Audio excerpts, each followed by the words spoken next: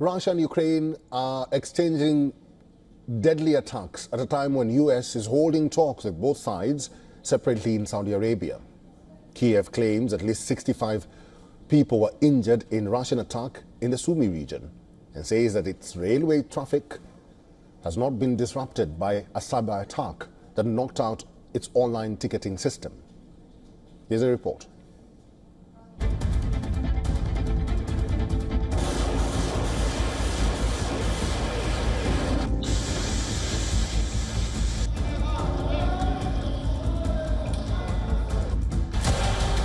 Russia is going full throttle in its onslaught, unleashing a devastating combination of missiles, drones and glide bombs on key Ukrainian cities with mechanical precision.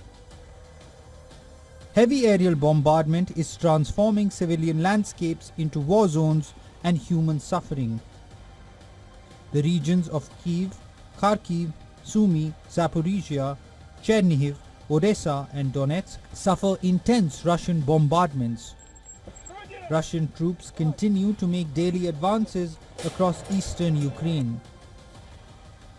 These are images from the front lines showing heavy Russian firepower.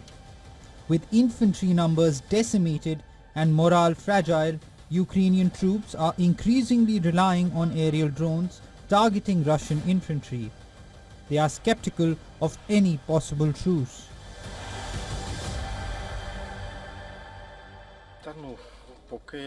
So far, these are just talks. There hasn't been any visible action. There has been no ceasefire. And I think that there will never be one from the Russian Federation because this is a country that has been at war for all its existence.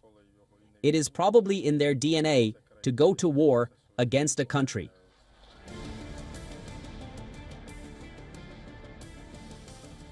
Ukraine is also continuing its strikes on Russian territory. It has destroyed 2 Russian Ka-52 and 2 Mi-8 helicopters in missile strikes with a HIMARS rocket launcher in Belgorod Oblast. The region is regularly used by Russian forces to launch attacks on Ukrainian territory. The Ukrainian troops have blown up a gas pumping station on their retreat in the Kursk region. Moscow describes this as a violation of the moratorium on attacks on energy infrastructure. The deadly attacks come at a time when US holds negotiations with Russia and Ukraine separately in Saudi Arabia. While President Trump pushes for a swift resolution to the 3-year conflict, both sides have put forward different proposals for temporary ceasefires. Russia is pushing for a possible resumption of the Black Sea Initiative. It is working out on the terms with the US to halt on attacks on energy infrastructure.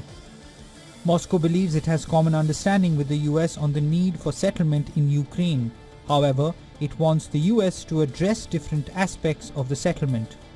As the world watches, the fragility of this limited truce underscores the complexities of the Ukraine conflict. The path to lasting peace requires more than tentative agreements.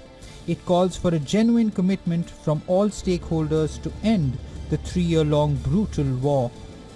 Bureau Report, WION World is One.